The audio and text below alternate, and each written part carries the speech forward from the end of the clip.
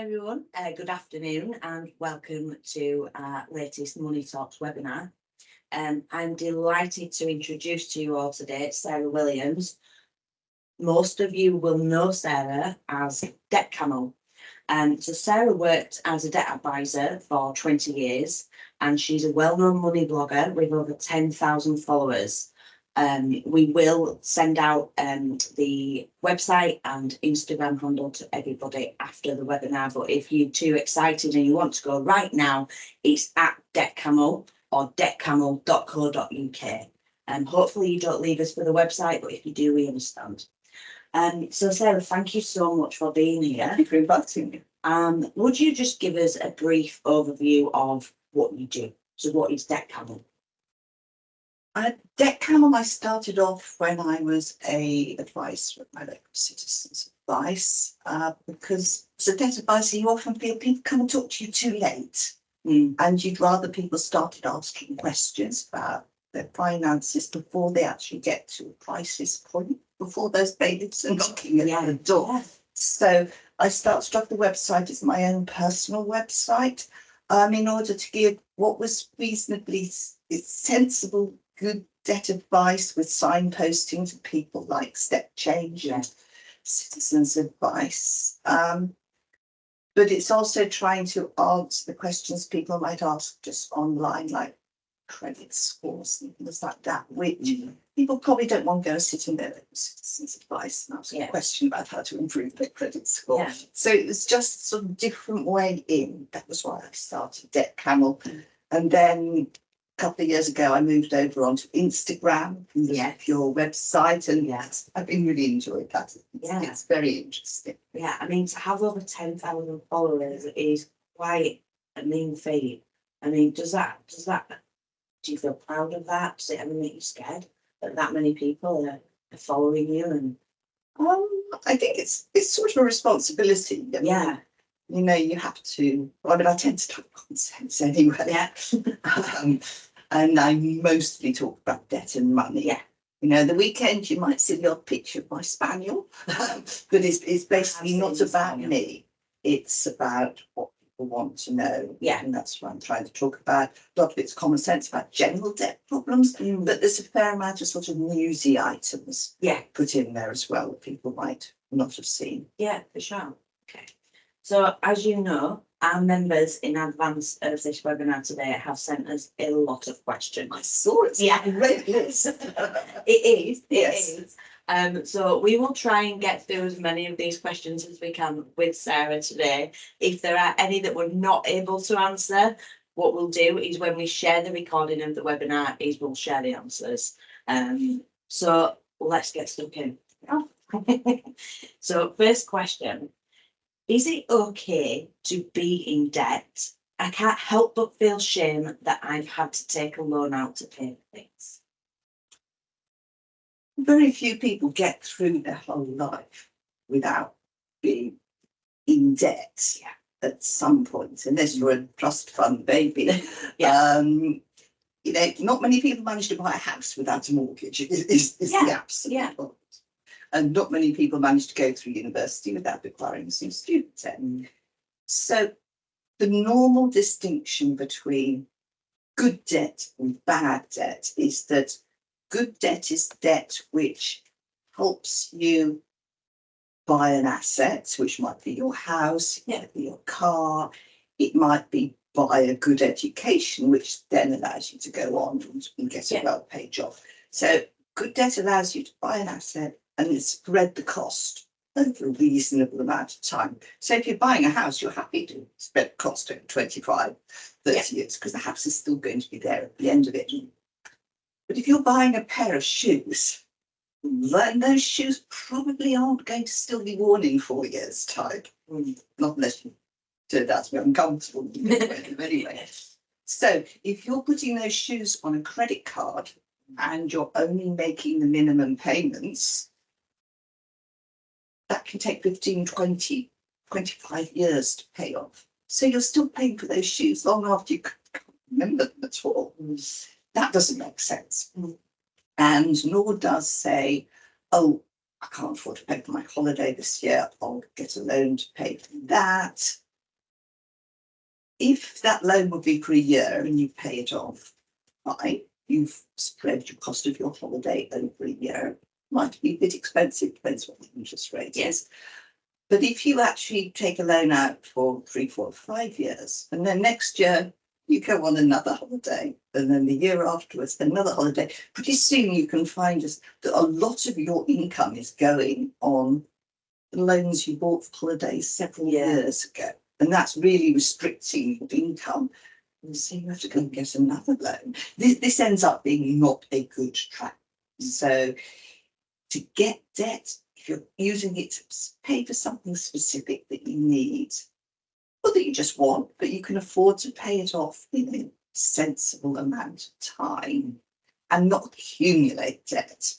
That's not bad debt. That's sensible debt. Yeah. So I mean, my grandma always used to say to me, when I first started working, and I would say, gosh, not got much money left. Like, what have you got to show for it? Yeah. So I guess it's about what you would still have to show for it a few years down the line, right? Yeah. It's when somebody looks at their credit card statement and goes, I can't remember what I actually spent that much money on. That although it may have seemed convenient at the time, it wasn't actually sensible debt. Yeah. Okay. Thank you. All right. Next question. What is the quickest way to pay off debt, or the best way? I always suggest if somebody realizes they've got too much debt, or they want to keep all of their wages, they're fed up with them so much having to go off on debt payments, they decided to pay it down. You make a list of your debts, all of them. But you can leave off the mortgage if you want, because you're not going to decide to pay that off this year, probably. Probably not. Well, so you make a list of your debt, the lender, what sort of debt it is, to group them into loans, credit cards, catalogues, overdrafts, debts to friends, family, if you've got those. The interest rate, if it's at 0%, so 0% going to end? You know, you're going to get charged. You're going to go signing up to 35% at the end of a 0% period. Put that one down as well. And the balance. And just put down, you know, for the point of view of this, you just put down the rough balance. You don't need to get the exact number of pennies on, because what you're trying to do is you're trying to decide which debt to pay first. Normally, when you're paying off debt, it makes sense to make the minimum payments to all of your debts, apart from one target debt. And that target debt is the one you're going to really go after. So when you've got your list, you need to decide which your target debt is.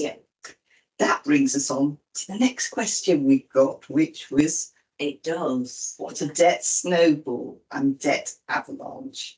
These are terms you may have seen on Instagram or TikTok, or social media generally.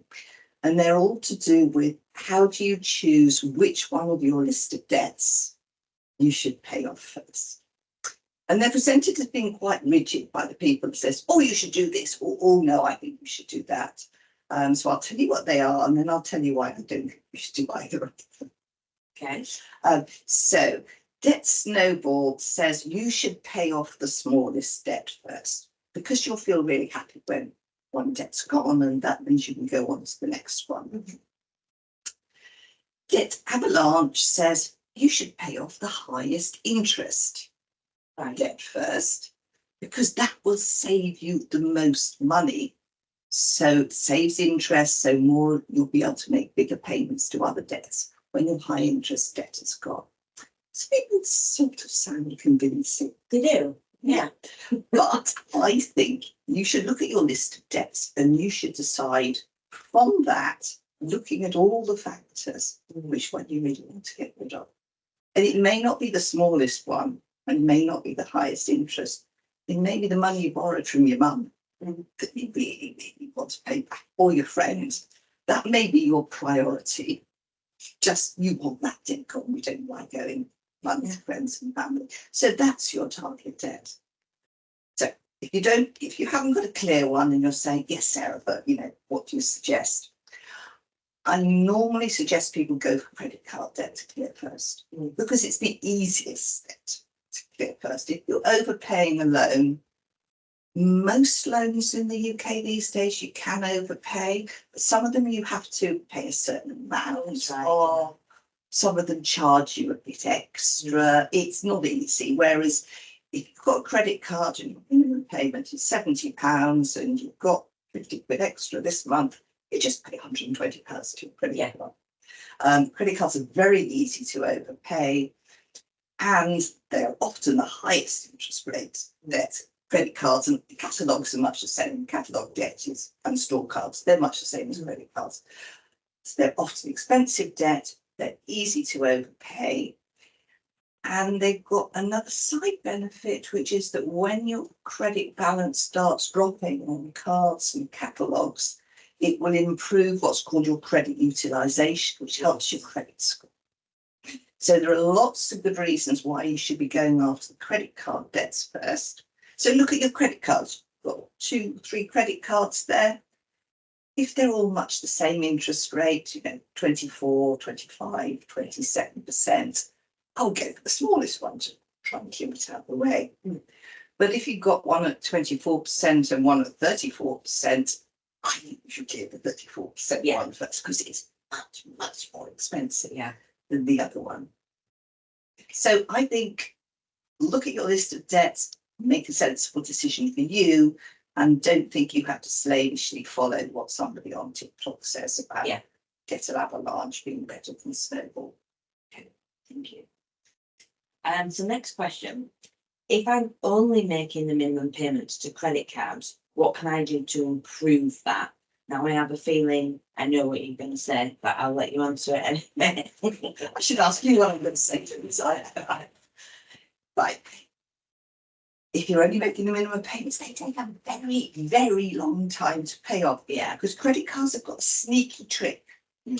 When you make your minimum payment, most of that is going to pay off the interest, and only a small bit of it is actually paying off what's called the principal, the balance on your account. But that bit which does pay off the principal, it lowers your balance a little bit, unless you can't use the credit card or something else. And that means that the next month's minimum payment will be a little bit lower. It might only be 40p lower, so you don't really think, oh, I've got a lot more money this month. You don't even notice that extra 40 pence. But because the minimum payment is going down a little bit each time, this traps you in an endless cycle of repaying credit card debt. With a lot of credit cards, if you take your minimum payment, which is, say, it's £72, just depends on that one, and you say, I can't afford to pay much more, but I could probably manage £75. And you decide to pay £75 every month to that credit card. It's not very much more than minimum, but you will probably clear that credit card in about 5 years. Whereas if you pay the £72, which drops 40p down, and that carries on, it could take you 20 years. 20 years. It's a massive difference between paying a bit more than the minimum to paying the minimum and watching that drop ever so slowly down. So overpaying is the key. How can you do that? Well, you've got to find the money from somewhere. Suggestions: have a look at the subscriptions on your bank accounts or credit cards. Subscriptions can tend to sort of multiply. It seems to be the sort of in way for firms to get us to pay for things these days, particularly sort of through lockdown. A lot of people acquired a few more subscriptions because they weren't going out much. They thought they'd sign up for something. You can buy socks subscriptions or gin. Personally, I prefer the gin to the socks. But for flowers, it's amazing what you can actually pay on a regular subscription. And then there are all the streaming services these days for television, and they seem to come up with a new one of those 3 or 4 times a year, don't they? So make a list of them all. If you've got a partner, talk to your partner. Are you both paying for Spotify, or could you get a couple's account on it? Could you share your Netflix account for the two of you living in the same house. You don't both need one. So discuss with your partner what you really need. And if you can remove a few of those, you might only be taking off £25 or £30, which doesn't sound like a lot compared to the size of your credit card bill. But that's £30 every month. Yeah. So by cancelling that one, you can up your payments with credit card by that amount each month. So that's one option. Discuss with your partner about what you want to spend your money on. Do we really want to spend quite so much money on takeaways? Would we rather save up so we can go off on a holiday and spend less on takeaways? Yeah. It's all about really what you want to choose to spend your money on. Yeah. But if you don't want to be spending so much on your credit card repayments, you have to find the money from somewhere to cut back on so you can increase the credit load. Yeah. Okay. Good tips there. Thank you. So the next question is about overdrafts. So this person says, I've been stuck in my overdraft with my pay just about getting me out of it. Does that affect my credit score, and how do I get out of it? Okay. Credit scoring. There's two things that are important. Credit scoring. What people really want to know is, will I be able to get more credit at a reasonable rate of interest? That's not quite the same thing as the credit score number you see. The credit score number you see, it isn't actually affected by how much of your overdraft you're using. Yeah.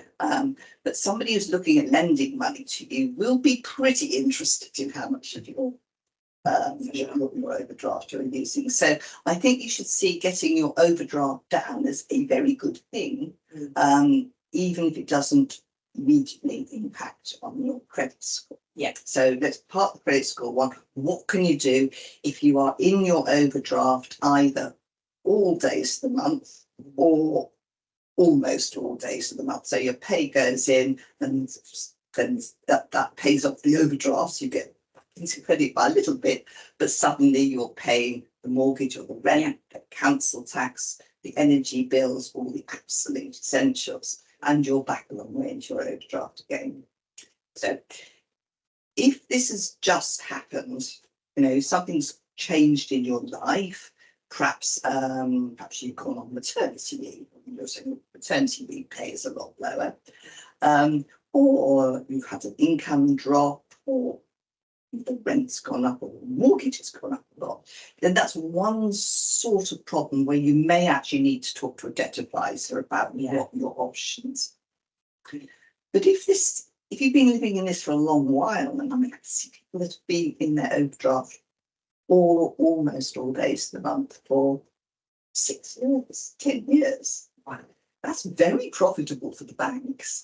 Yes. And very expensive for you. And overdrafts are normally about 39%, is a quite typical charge for an overdraft these days. What people don't know is that most overdrafts have got in their terms and conditions a clause which says that the bank should review it every year and make sure it's manageable for you. Now, you don't know that because you don't get this sort of thing through from your bank saying, we've had a look at your overdraft and it's fine, or we've had a look at your overdraft and we think it's too expensive. Can we help you out? Because this isn't very good for you. Nobody hears about this. Reviews don't actually seem to happen at all, but they shouldn't do. So one thing you can do if you have had a big overdraft problem for a very long time, and probably some people listening to this have, is you can look at making an affordability complaint to your bank and asking for a refund of the interest paid. And if you go onto my website, there is a page about affordability. So quite a few pages on affordability complaints. And one of them specifically is about overdrafts. And it talks about what makes a good overdraft affordability complaint, because it's not when you just had something that's gone wrong in your life. And that's what overdrafts are for. They're helping you out. They're for temporary problems. But if your usage of your overdraft isn't temporary at all, it's permanent and you can't see how to get out of it.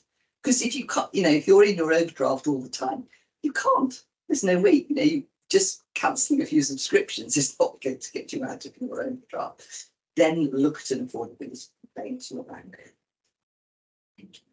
Very interesting. I've never heard of that before. I'm going to go away and look at that. Well, Well, I don't, but I do like to be clued up. And on that one, I'm not. Okay, so the next question is, I'm struggling to cover my debts. Where should I start and where's best to go for debt? So the question before, a couple before, which was if you're only making minimum payments, what can you do? Mm. So making minimum payments is great. But what's worse is if you're only making the minimum payments by borrowing more. So you're making the minimum payments to your credit card and you're paying your loan, but then you're going back and you're using the credit card for what I would call essentials, your groceries, Yeah, petrol, yeah, kids' clothes, things which you absolutely have to buy. So in this case, you're barely treading water. And at some point, when you have a surprise bill, it could be car servicing or car insurance goes up or your rent goes up. At that point, you find you can't actually carry on with this anymore. First of all, obviously, you can look at what expenses you can chop back. If you haven't looked before, and what you can cut out. Go back over your last couple of months, bank statements and credit cards. You might want to wince at the amount you're paying on takeaway coffee, Ubers, anything like that. Yeah. You can obviously chop those back. But if you're looking at this and you're saying, there's not much I can actually chop out of this, then you need to talk to a debt advisor about what you can do, because there are a range of debt options that can help. One of the people you can talk to is Debt Change, who offer what are called debt management plans. yes, In a debt management plan, you make one affordable payment a month to Step Change, and they divide it up between your creditors, who are asked to freeze new interest that's being added. Legally, creditors don't have to, but these days, almost all of them will. It's an unusual creditor that works, and certainly the sort of standard credit card firms and catalogue firms are all going to freeze interest at that point. So if you say to yourself, I couldn't manage if it wasn't for the interest that was being added, the debt management plan is a very good option for you, and for Step Change is a good way to source for that. If you are, I'm not sure how many members this is actually going to apply to, but if you are self-employed or you've got your own small limited company, then there is a very good debt advice organisation called Business Debtline, who specialise in business debts for self-employed. But they do not just business debts, they do business debts and personal debts as well. Because if you're self-employed, often these two are quite mixed up. You can be using the same bank account for both of them, or you could be sort of moving money backwards and forwards. So you can talk to Business Debtline, and they, for a start, they've dealt with all these problems a lot before, and they're experts at dealing with that.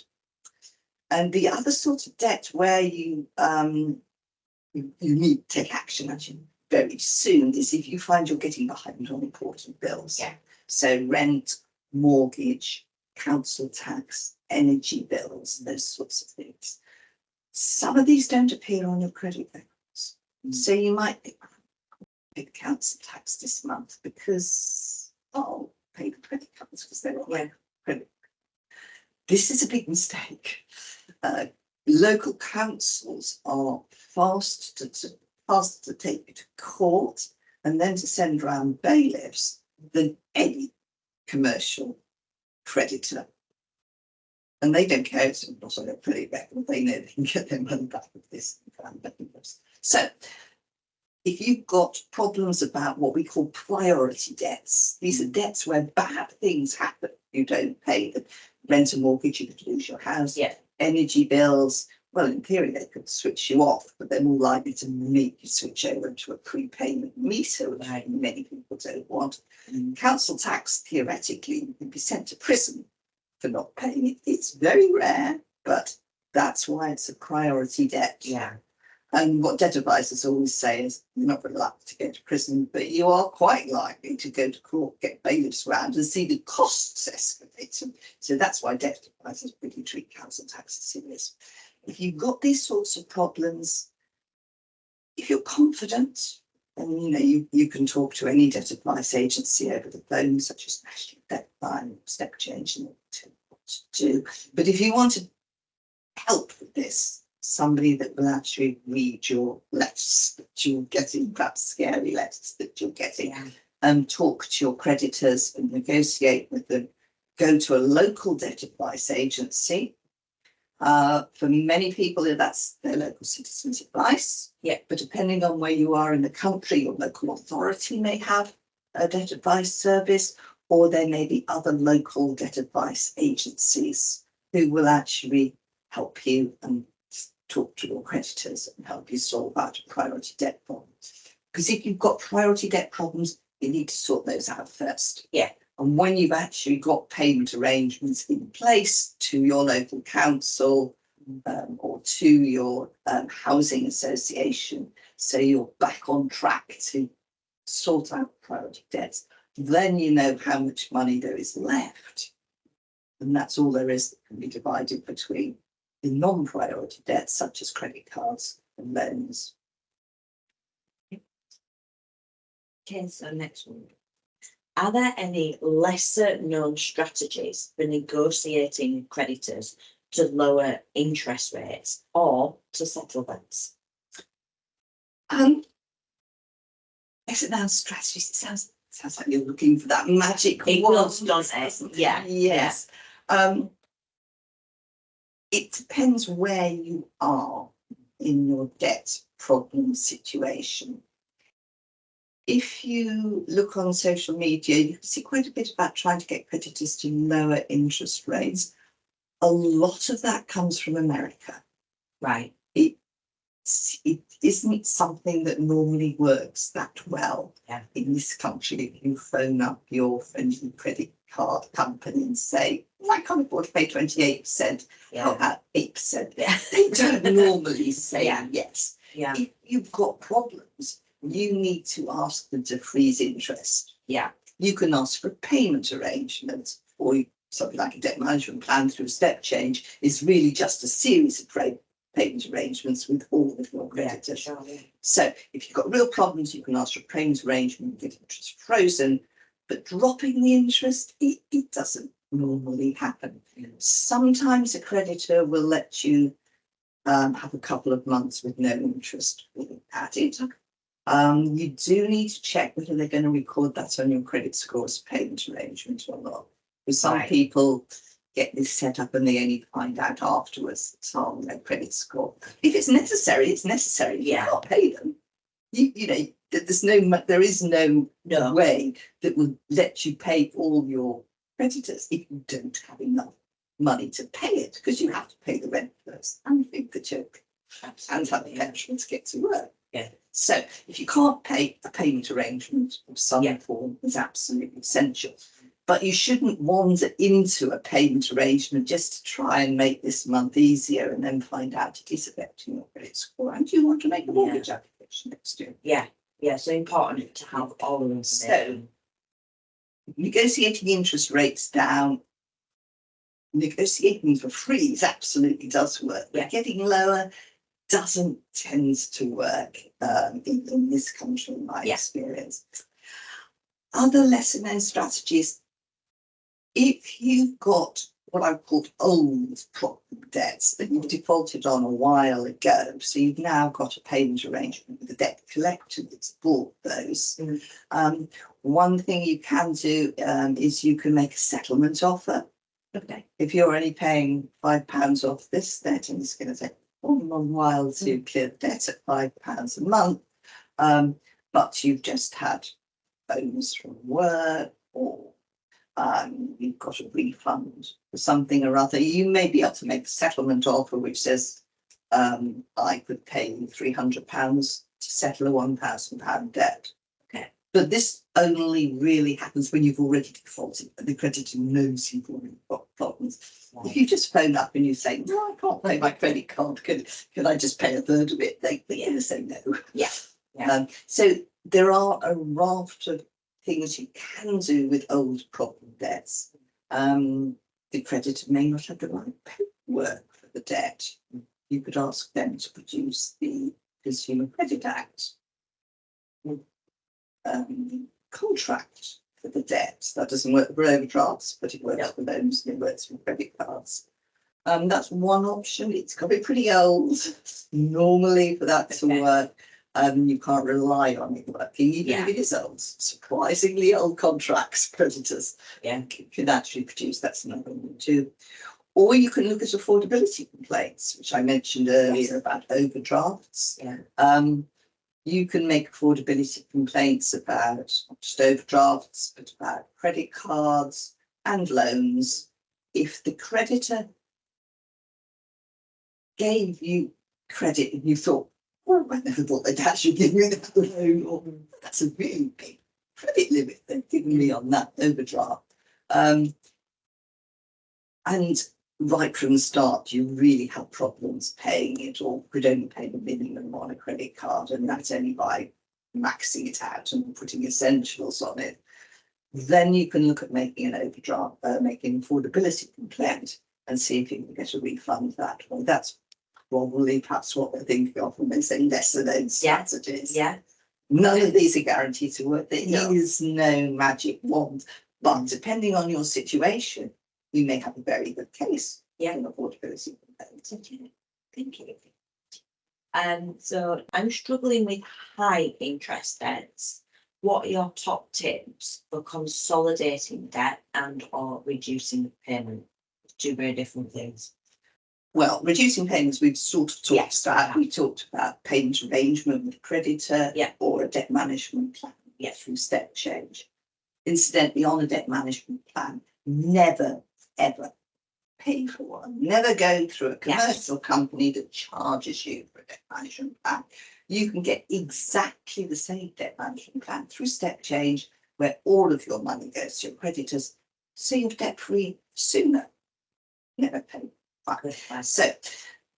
So ignoring the reducing payments, what about consolidating debt? Because people often think, I'd have all this credit card debt. If I could just get out one cheap loan, then it would be much cheaper and I would clear it and it wouldn't go on for 20 years. And it depends how bad your situation is. If you can get a really cheap loan, then it can be a sensible move. If you do two things. First of all, you don't get a secured loan. If you're getting a secured loan, you're changing your credit card debt, which isn't great and it's expensive, but if you get problems, you can just say you want a payment arrangement and you'll get one. For a loan that's secured on your house, and there, if your income drops or family expands or the mortgage goes up, you can't just say to the secured creditor, can I pay less? Because they've got a right to possess your house in that way. So don't ever swap unsecured debt for something which is secured on your house, even if it looks cheap, because if there's one thing we've all learned in the last 5 years is a lot of surprising things can happen from COVID through to 20% food price inflation, which we were none of us expecting 5 years ago. So don't swap a difficult secured debt, unsecured debt situation for what looks like a cheap option when it would be better to talk to a debtor.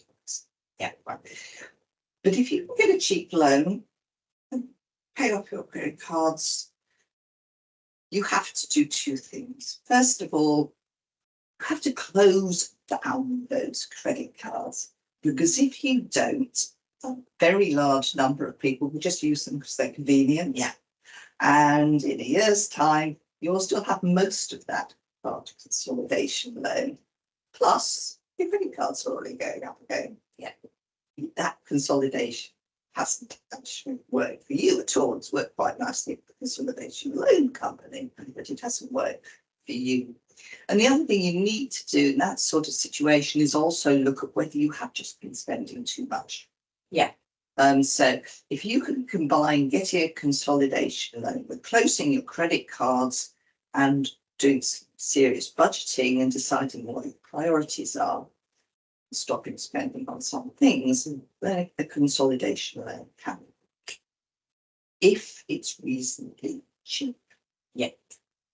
But if it isn't cheap, loans are much less flexible than credit cards. That's why credit card payments go on forever, because you're only paying a fairly small amount. But loan payments tend to be large and they are inflexible. So it is a mistake to take credit card interest at 28%, 34% interest and consolidate it down to a 19% loan. It might sound cheaper than credit cards, because obviously 19% is cheaper than the credit card, but that loan is inflexible and it is also just absolutely expensive, and you should not consolidate that at all. And this tends to, people kind of really resent that, because they want to be able to get a cheap consolidation loan which they know they can afford. And the only loans they're being offered are either expensive or at insane rates of interest. I've seen consolidation loans at over 30% interest, which really doesn't make any sense at all. If you've got problems with ultra high cost loans like payday loans, talk to a debt advisor. There are better options signing up to a large, expensive loan. Thank you. Next question. How can young people avoid common debt traps such as overspending on credit cards and instead build the savings and want to help my son get on the right path?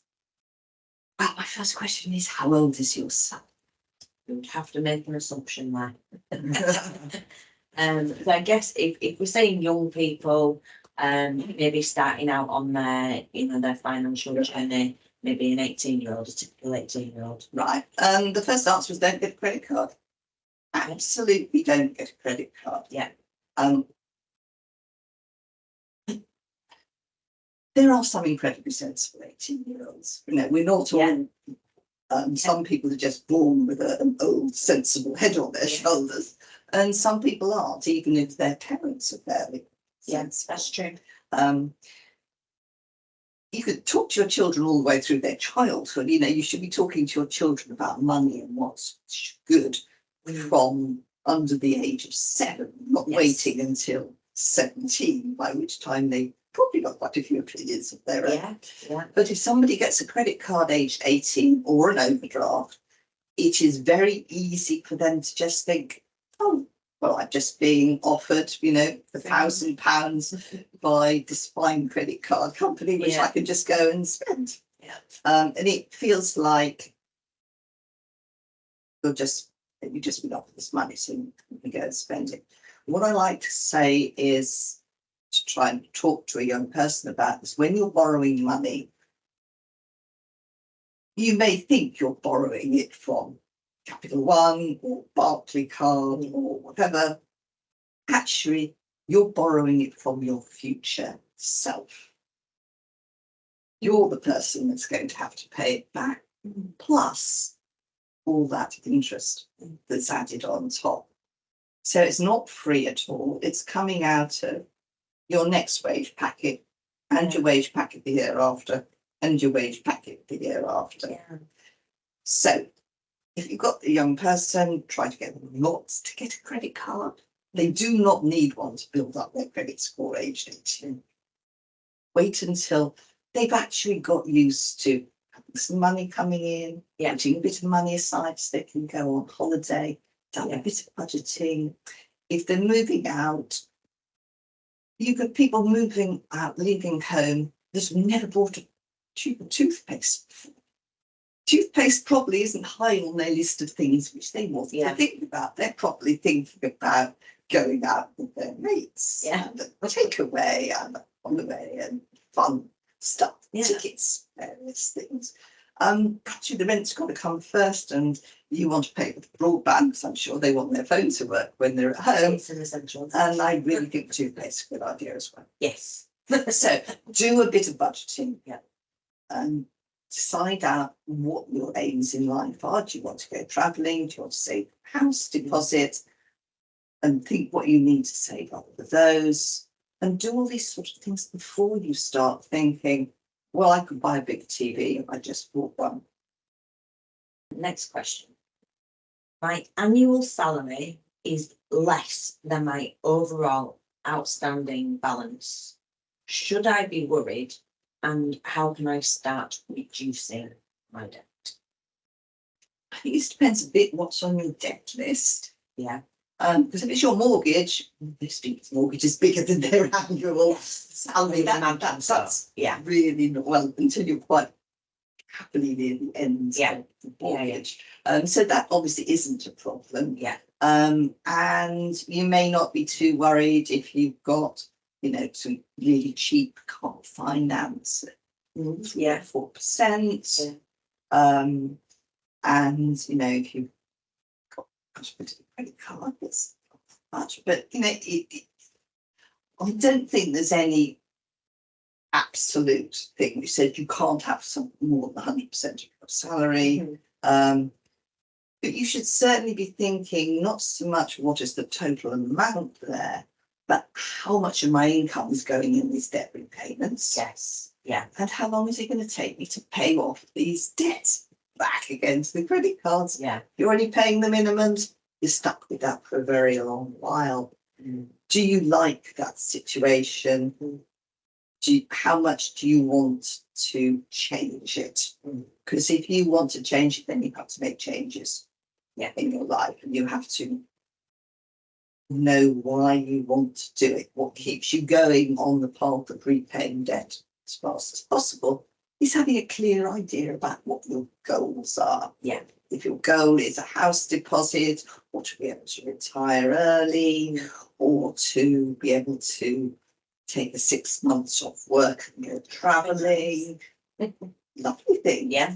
But if you've got a big goal like that, then focusing on that can give you the incentive to say, I'm not going to get that takeaway. I know today was pretty rubbish at work, but I've got something nice and easy to make. I'll just get a pizza out of the freezer. Yeah.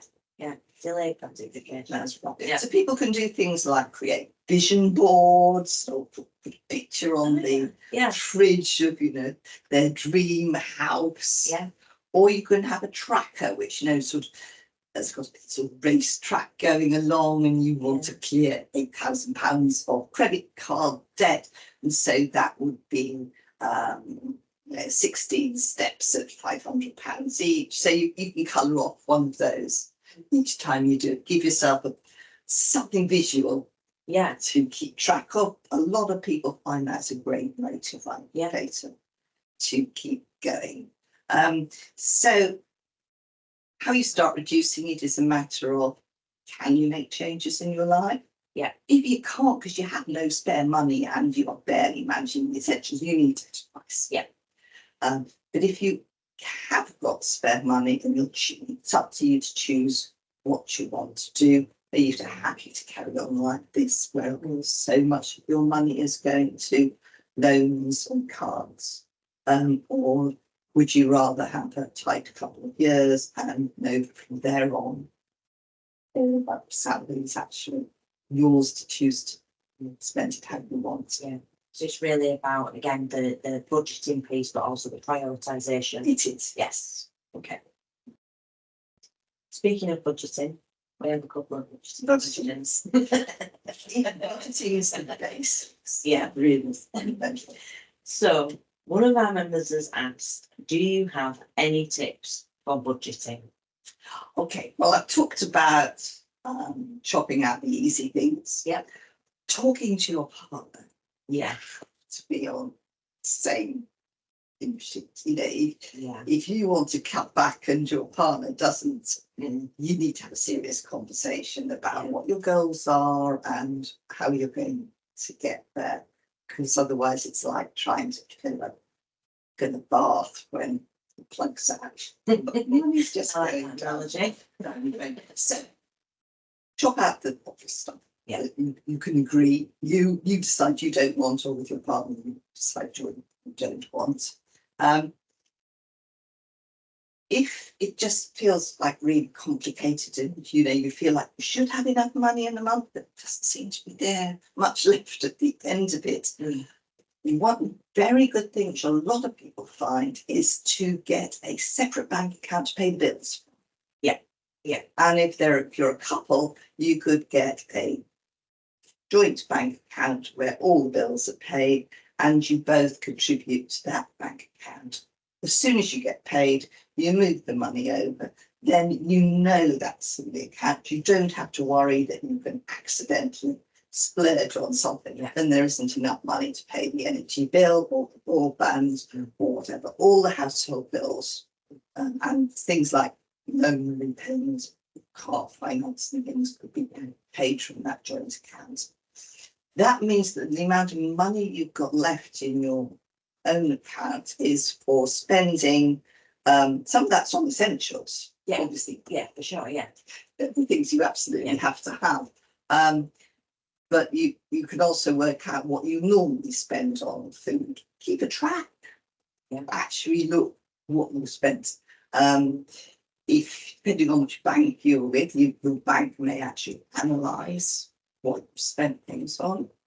Or there are some apps that can do the analysis for you. There's one called Emma, and there's one called Snoop. I use Snoop. I just like that name. I don't like the name, but I'm told it works quite well. Yeah, I like it. But again, like you said, there's lots out there. It's a personal choice. It is, but quite a few of them have actually closed down recently. Right. Okay. So there are some quite. I mean, the one I always used to recommend is called Money Dashboard. Isn't there anymore? And there's one called Yacht, which isn't there anymore. Yes. So they do keep changing. So there aren't quite as many out there to choose from as you might think. But just give one a try. Because if it works for you, it can really transform what you do. Sometimes your bank will tell you this. There's sometimes there's some craze on social media, what your favourite, what you most played on Spotify. Well, some banks did that. So some people were then alarmed to find out that they were in their bank's top 5% of paying for Pret-a-Manger. Okay, that or not be a Uber. revelation. That isn't a good revelation. No, it's not. But if you actually look at what you're spending on these things, then it can come as a bit of a revelation. You can talk to a partner, you can say, you won't believe how much money we've spent on things. Now, I do see people trying to live on, they try to make the groceries budget take the strain in all of this. So with inflation, things going up, life's a bit hard at the moment. The first thing people think of is cutting back on the groceries budget, which, if it's takeaways, could be sensible. Yes, of course. But I've also seen people try to live on a budget for £300 food or a couple and two children, and I mean, a month. Unless you're a vegetarian with an allotment, you're going to find that tough going. That would be very. I don't think you'll manage it. So the result is you pop down the shops, and the local shops are more expensive, or you get a takeaway, and you can end up spending more than if you actually had a sensible one. So one part of good budgeting is you have to keep it realistic, and that's not realistic for what you thought you would spend on groceries a few years ago, because it's gone up a lot over the last 2 years. So realism, get a budgeting account, make sensible changes with your partner, and track what you're spending. And another good tip, if you're an impulsive buyer, is to get into the habit of having a list. You could use it as your shopping basket in an app if you want. Just put things into your shopping basket and do not let yourself buy something for a week. Yeah. Obviously, we're not talking about groceries here. Yes. But we're talking about something for the house or clothes. Don't buy something for a week. You'll be surprised at the end of the week. You'll think, that was really bad Saturday night. I don't really want to buy that at all. It really makes you realise that you are just spending stuff too freely, and if you actually want to make choices, that probably isn't your top choice. Yeah. Waiting a week is a good tip. Yes, that is a very good tip, and I know because I've tried it myself. And yeah, when you look back, like I left it a few weeks. I look back and I thought, I don't know what I was thinking about that day, but I really did not need those trainers or that pair of jeans, of which I only have 5 pairs. So yeah, that actually does work. Yes, Try it. yeah. There's also the shop your stash. Oh, There, so you've got 5 pairs of jeans. How many pairs of jeans actually do you have? Have a look in your wardrobe. Perhaps you're just wearing the first 2 you always pull out. Yeah. See about the older ones. Do you still want them? Are they the wrong shape for you now? Perhaps you don't want to wear them anymore. But have a look at your wardrobe. Yeah. See what there is in it. Are you buying something where you've got something really pretty similar? Yeah. And you can rewear the same outfit to even nice events that you're going to. Yeah. Buy yourself a new necklace with the same dress. That's it. Yeah. Thank you. Okay, so next one. Still on budgeting, but what are sinking funds? Sinking funds is such a strange term. I had never heard this term until I started being on Instagram a couple of years ago. It's not a phrase that a debt advisor is familiar with, but we're all very familiar with the concept. Okay. So you think, what do I spend my money on? The basic household bills we all know about, and the things we have to buy every month, groceries, toiletries, transport to work, petrol, whatever. We all know about all of those. Then there are 3 sorts of other things which we spend money on. First of all, there are things which happen at a set time of the year, but we know they're going to happen. They don't happen every month. Christmas. That's the classic thing I was thinking of. Example, or Easter. Yeah. You want to buy Easter eggs for your children or something, you only do it in 1 month of the year. So if you know you want to spend £600 on Christmas, you can either find £600 from your November and December wages, or from a credit card, or you can put £50 a month aside from January to Christmas. And that is what is known as a sinking fund. You're putting money aside for something you know is going to happen, and you're deciding what you want to spend and you're dividing it up. So it's easy for something like Christmas because you can sort of decide roughly how much you want to spend. You can do that to pay for your car insurance up front. So taking a bit of risk because you don't quite know what the insurance is going to be, and it's going to be more this year than it was last year. But you can save up car insurance that's coming like that. Then there are things which don't happen. When your car insurance is up for renewal. So you can have what is the sort of calendar for the year, which says, oh, my mobile phone contract's finishing in June. Car insurance is due for renewal in August. I've got 3 children's birthdays, all in October. And Christmas coming up. So the second half of the year is really heavy, and the first half isn't. You get a sort of a view of your year and how much you need to save up for those.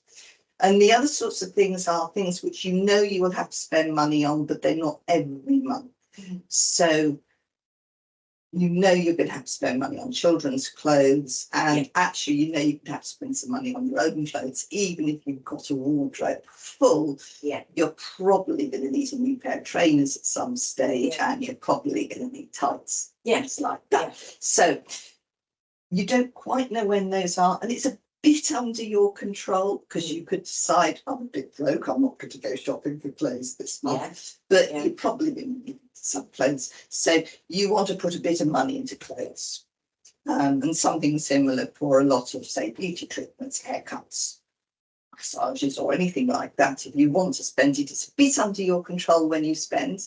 But unless you want to go to the lockdown, I'm not going to get my hair cut for a year. Look, then you're probably going to want something in your budget. So you've got those things where you can control it a bit, but you still probably need to think, well, if I put 30 or 40 pounds a month aside, that will cover most of my expenditure for an adult, possibly not for the child, the way children's feet tend to go. Yeah. In the way they can suddenly move from a 5 to 6 to a 7. Yeah. Issues. And then there's an emergency fund. Yes. Because you can think about what you know is going to crop up for next year. And you can put events into that as well. You know, if your parents' wedding anniversary or whatever, so you can plan for that and put money aside for that. But there are things that you don't know. You know, when the guttering or the fence blows down, or there's a plumbing leak, or the relatives died and you fly to go to a funeral. There's a wide variety of things which may happen to you. And your car could die. So an emergency fund is an essential part of budgeting. Because if you don't have that, you're going to be reaching for that credit card. Okay. So these are sinking funds. It's a strange name, but you get little pots of money. Some people will literally use envelopes and put cash into the envelope, cash stuffing. But you can get a lot of bank accounts these days will allow you to have what they call a POTS facility, or they give it different names. And Monzo calls them POTS, Starling calls them Spaces. I can't remember what Chase calls them. They're just little separate savings accounts. But you can often give these a name. So there's been a lot of research that shows rather than just having one big savings pot, if you give them names, then it kind of focuses your attention that you're putting the money into the Christmas pot and the car servicing pot. And if you think, oh, I'm a bit short this month, I'll take the money out, you're really aware that you're taking that money out of Christmas. So this is what it can help. Get a named pot, either a cash envelope, a bank account, name on it, decide how much you want to contribute each month. And then when you get paid, you put that money in when you get paid. You don't wait till the end of the month to see what you've got left. This is a priority for you. Well, most people want to be able to pay for the car service and want to be able to pay for some things. It makes you make commitments to the future. Those are sinking funds, and they make budgeting a lot less stressful when you get them going. The first few months when there's hardly anything in the funds, they don't feel easy at all. But if you start contributing every month, they can really transform budgeting from being stressful into actually something that decreases stress in your life. And I apologise everyone for the plug, but this function is available in the PlaneSaver app. It's called Savings Pots. Savings Pots. How did we think of the name? Okay, so next question. Lots of credit unions have also got specific savings accounts for Christmas. Yes, we have that. You probably have that. Yes, other credit unions in the country have got really good. I wish your banks did this. I I don't know. I kind of hope they don't from a selfish point of view, but it would be a good idea. It would be, Okay, so next question. How do I say no to birthdays or events to save money without sounding rude? Well, depends who you're talking to a bit. It does. I don't think we talk enough about money in this country. And if you don't want to say that you're saving money, you're kind of contributing to that. Exactly. In a way. Just the odd one, there are always sort of excuses you can use. for, why you can't make a specific event. Yeah. But sometimes it's easier to just say, things are a bit tight this year, Yeah. because the person you're talking to may be thinking same. Exactly, yeah. And say that I'd love to, but this isn't really a priority for me at the moment. I'm saving up for holiday or a house deposit. You don't actually have to say you're totally broke if you don't want to tell somebody it's not like that. But saying what you're saving up for would be a sort of positive spin and say, so no, I don't really want to spend that much money on doing that. Could we go out for a coffee and around to dinner? Yeah, so there could be an alternative. There can be cheaper alternatives. Yes. Well, thank you. Right. Well, thank you so much, Sarah. This has been amazing. And we have. I feel like we've covered so much. Right. So there are a few questions that we didn't manage to answer. But what we will do is we will ask Sarah for the answer and we will add it to the sharing of the recording. So our next live event will be with Gym Group, and we'll be talking about health and healthy eating, exercise, all on a budget. So look out for the link for that, and thank you for watching.